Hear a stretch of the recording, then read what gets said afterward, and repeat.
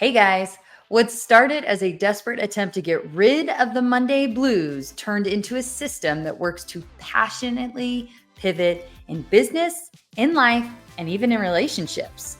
You're going to want to save this one. Okay, so we are just going to go there.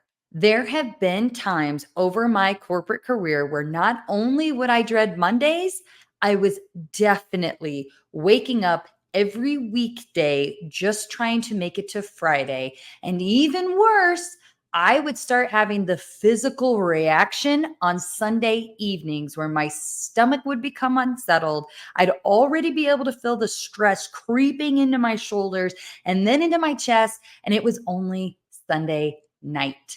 Monday hadn't even come yet, and the anticipation of another day in an environment where people weren't just nice to each other, or where I'd be responsible for completing work I didn't really care about or believe anyone else actually appreciated, so that I could go home and be entirely mentally and physically drained just from keeping my crap together with a smile on my face for 8 to 10 hours. Like I couldn't do it anymore. Dreading Mondays took a physical toll on my health in all the ways. And that totally stunk. I vividly recall twice in my career where I noticed this pattern. And both times I recognized that a big change had to be made. I mean, at one point, for gosh sakes, I was literally dreaming about work. I couldn't escape it in reality. I couldn't escape it at night either. That sounds miserable. No one wants that. And if you've been there, you know what I'm talking about. And if you're currently in this place, oh, my friend, I feel for you, and you are going to get yourself out of this ruthless cycle soon. And I believe that these tips can help. So I want to share the 3 things that came out of those times where the Sunday scaries were real and Mondays were real life nightmares. Here's the thing, too. What I'm going to share is actually, it's become a motto for my life, because although it was born from a time when I hated Mondays, I think of this often when I feel like life is spiraling a little out of control, or when I'm getting a little lost in the daily to-do list instead of like the abundant, joyful living that I want to be doing every day, which is absolutely something right now, especially as a new entrepreneur, that I'm working through too. So the motto and the 3 things I've done several times to passionately pivot my life are reconnect, redefine, and realign. Fun fact here, as my career evolved, I actually realized the power of this technique in corporate alongside my teams, and often used in this work environment too. So anytime, and I won't spend much time here, but real quick, it was just like anytime that a project went sideways or something unplanned happened, we would take time to reconnect back to the core of the problem we were trying to solve, reconnect back to the company's values and mission, and reconnect back to what we knew was true about our capabilities. And then from there, we would redefine the project or the process or even the deadlines or sometimes the deliverables. And then we would simply realign our efforts, process, people, etc., back to the new path we needed to pave forward to get the job done. Hashtag Rocktar Sadness. Yes, it really is that simple and that powerful of a technique. So this system works in business. This system works in life. This system even works in relationships too. Okay, so let's break it down. So first step, reconnect. You remember when you were a little kid with real hopes and dreams? Like, I have a hard time believing that we were all little tots sitting on our cool 3-wheelers, dreaming about the day that we got to roll out of bed and onto a computer for 100 hours just to make it through another day. Like, we used to want to be things, be the astronaut, be the florist, be the musician, be the Broadway star. But mostly we dreamed big, and our dreams were connected to the wild desires of our hearts.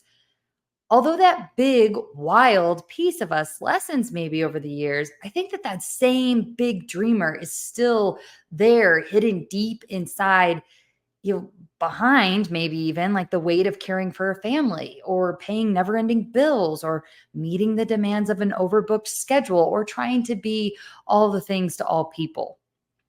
My husband's passion pivot story, I would say it's one of my favorites. So he jumped into a landscaping position right out of high school, where he was just meant to be the high school job while he was going to college for a degree in fire science. The landscaping job, it paid pretty darn good right out of the gates. It was manual labor. He didn't mind working with his hands. Sure, the winter hours kind of stunk a little bit just because he'd be out in the middle of the night for snow removal. But again, 18, money. I mean, people in the industry call it white gold for a reason. It was a perfect job for an 18-year-old. Well, fast forward almost 10 years. 10 years. And this first job out of high school turns out to be a 10-year career. So he's invested in this landscaping company and they've equally invested in him. He did get his degree, but he also got pay raises with the landscape job. He had worked his way up into the account manager role, and the convenience and the comfort of the job were all really good. But it was just that, and we were really honest with about that. It wasn't bad, it wasn't great, and it wasn't necessarily what he wanted to be doing, but it was fine, average, paid the bills, decent hours, good enough. And then he realized just how important it was to reconnect back to who he actually wanted to be versus a path that had been conveniently laid out in front of him. You see, deep down, one of his childhood dreams was to be a race car driver. And I'm serious, guys. Like, this man, he is built for speed and he's always known it. He's also always had the heart of a compassionate servant, willing and wanting to help other people.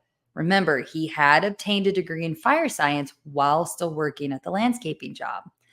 Now, does that mean he's sitting there, he's thinking about things, he has a quarter life crisis and drops all responsibilities and goes back to race car school? Gosh, freaking no, of course not. And if your brain went there, come on. This is reality we're talking about here, not some fantasy daydream come true.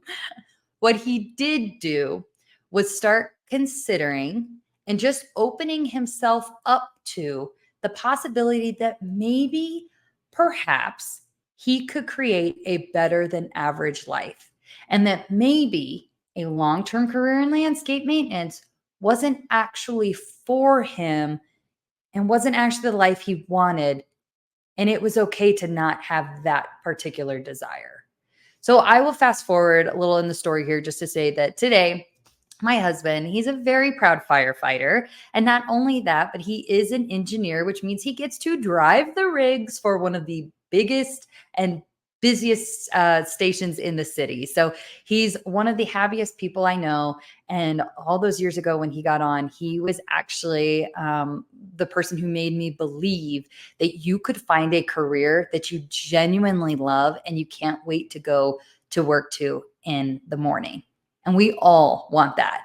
And it really does. I think that it starts with reconnecting back to the things that genuinely make us happy and the real versions we had, like the real visions that we had for our lives, like once upon a time. Again, I'm hoping you're not listening and thinking that I'm advising that we all quit our day jobs and go learn like to become ballerinas or superheroes or race car drivers. Like, I'm saying that the first step is to the first step to passionately pivoting is finding ways to get reconnected back to our true authentic selves. The things that make us genuinely happy, like the people, the places, the things or the dreams that bring genuine joy. And then we have to figure out ways to do just more of those things. And sometimes we can infuse them into a daily job. And other times we simply just create more time and space in our daily lives to do more of these, maybe as like hobbies. The main point is taking time to reconnect. Because when we reconnect, it's like coming back to the center so that you can take your next best step forward. And that next step is redefining. So once we're more connected, we get to redefine what that looks like in our lives. This is the step that is the bridge between knowledge and action, because we all know a lot of things that we don't actually action. I know the benefits of working out 3 times a week, but I don't always do it. I know a lunch break is supposed to help my brain reset, but I'm pretty sure I went about 10 years without even knowing what a lunch break actually was. Like this redefining step, it's where you get to acknowledge the pieces of you that you reconnected with and you say, okay, wait a second, what could that look like realistically? So maybe an example in, for instance, like a relationship. I said this process could work in relationships too. So we'll say a marriage. Like at this point in the marriage, maybe it feels like just two ships are passing in the night. So they're no longer really enjoying each other's company or even sure what they're going to talk about other than the kids' upcoming sports schedules. If those two people were to reconnect back to the basics that at one point in time they chose each other, there was some kind of chemistry there, and they both engaged in the marriage with the intention of lovingly tackling life together, then they have to define what success looks like in carrying that out. Is two ships passing in the night how they're going to define success? Like, probably not. Can they look at how they want to show up in their relationship and the way that they want to show love more frequently to one another? Yeah, they get to define what that looks like for them. And when we redefine, we get to say what success looks like in this area of our lives based on our own standards. And that is so key because we're so busy trying to define success based on everybody else's standards. But what we're really doing here is we're setting new goals and new ways that we get to show up as the person who we want to be. Doesn't that sound so much more fulfilling than, for instance, the Monday blues? Like in my own story, I reconnected back to my spiritual truths and then made some decisions about how I was going to carry that out in my life. How I was going to define success included things like showing up more boldly, allowing my voice to vulnerably be heard so that I could make a difference in the lives of people who I was meant to serve on deeper levels than just pushing a bottom line in the corporate arena.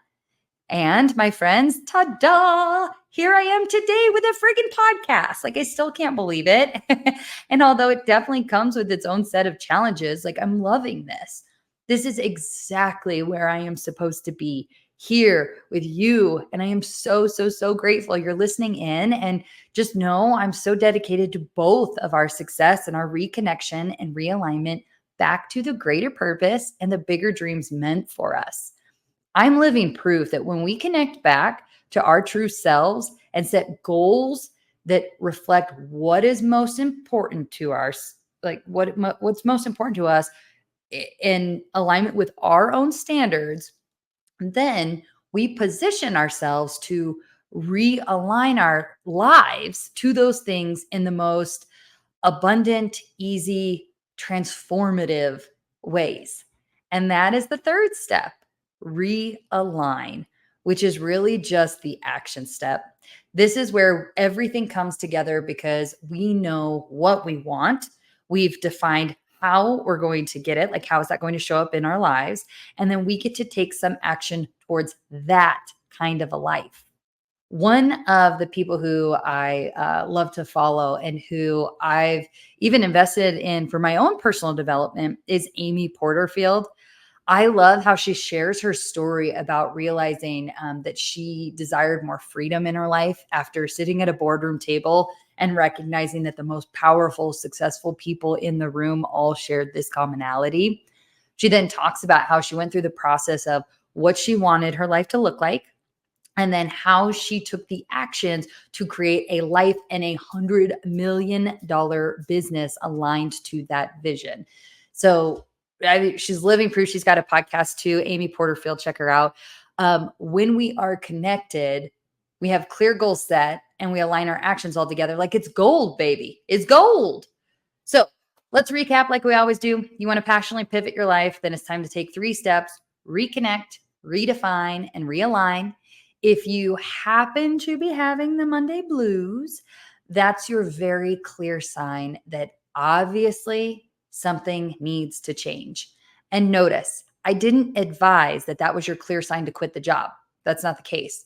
I just advised that something needs to change. If it's a toxic environment, get out. If it's poor communication amongst team members, maybe get to know each other better because chances are it's simply some misunderstandings. Is it a disconnection from the work maybe that you're doing? Okay, then maybe it's just time to sign up for that next project or take on that next, internal gig. I don't know, but something needs to change, right? Just remember that at least half of the time, it's going to be better. And I live my life by this too. Like, it's going to be better to attempt to fix the situation you're in than to just jump ship to another spot. One of my favorite sayings is that the grass is greenest where you water it.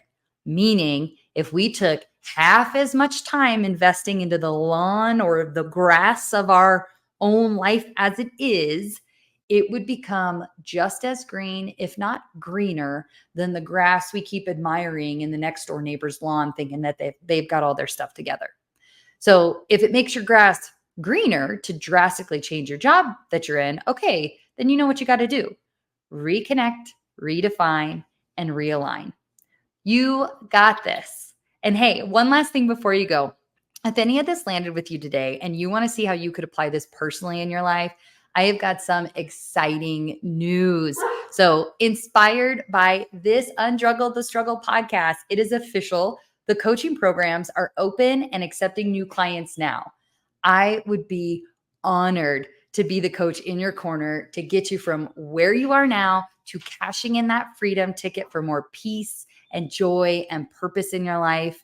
If you are interested in hearing more, you'll please be sure to check out brittanytalinci.com and book a call today. So I loved being able to be here. Again, thank you guys so much for listening. It means the world to me. And until next time, bye.